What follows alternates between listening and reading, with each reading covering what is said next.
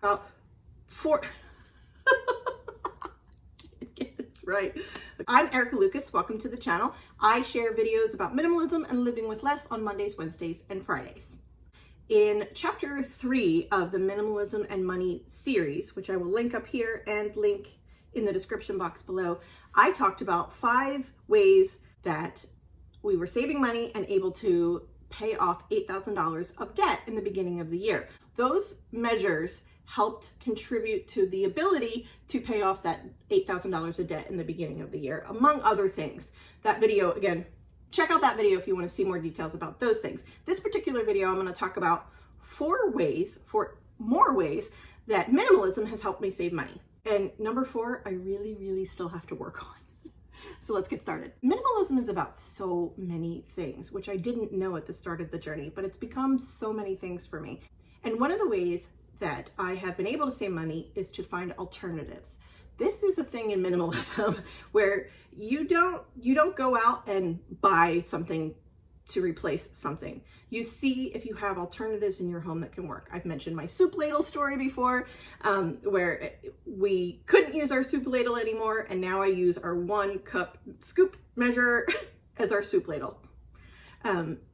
Soup ladle is inexpensive. You can get one at the dollar store.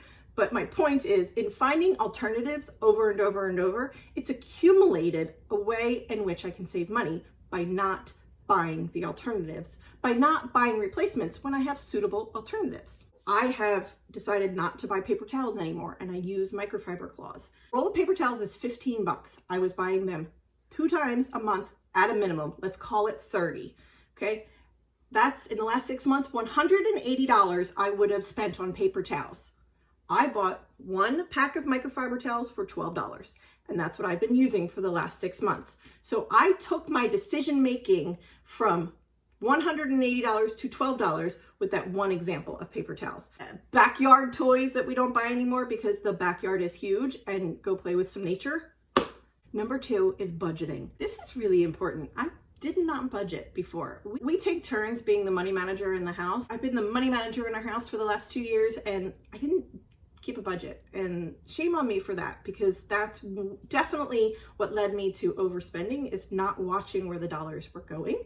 And now that I started budgeting 5.5 months ago, I have been able to save so much money because I've planned where each dollar needs to go.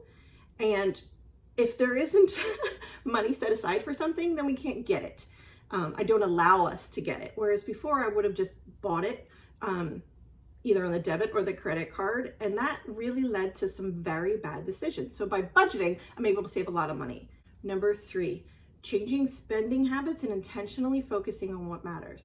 In past years, I might have just bought 5 puzzles when we were shopping in Target because they seemed like nice puzzles and it would keep the kids occupied, and there was no rhyme or reason. It was just, okay, puzzles are fun and they'll occupy the kids for a little while.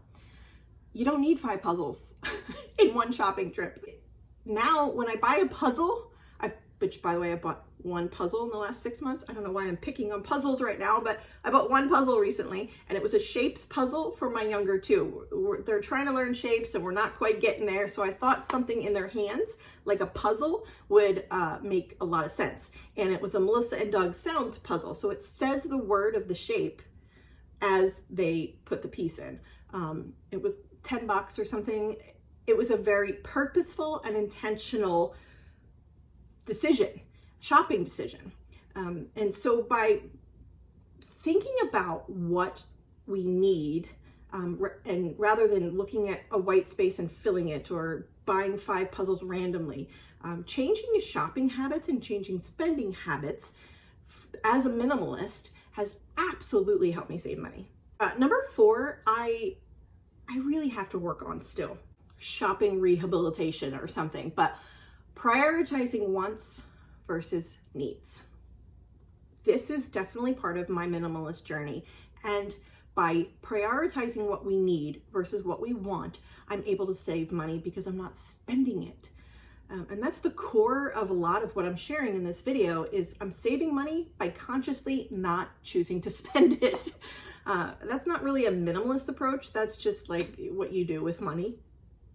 For instance, I want cute decor for my house. I love the farmhouse style of decorating and I want those things, but I need to get out of debt. So I can't buy cute decor for the house and get out of debt at the same time. The money that I have for that needs to go to the credit card. Oh, the house. I want to hire a cleaning service to help me hit the reset button on the house and just like get it all clean. I need to restart the college saving funds for all 3 kids. So instead of paying $400 to someone to help me clean my house, which would be amazing, I need to use that money to restart the college funds. I'm just sharing a couple more things that have come to light for me in the last couple of months as a way to save money, pay off debt, that have surfaced on my minimalism journey. Next time you're over on the internet, go to my website, ericalucasloves.com, where I share free printables about living with less. I would love to connect more. Please subscribe to see more videos about decluttering and minimalism and living with less. Here's the playlist about minimalism and money, and here's the most recent video. Thank you for watching.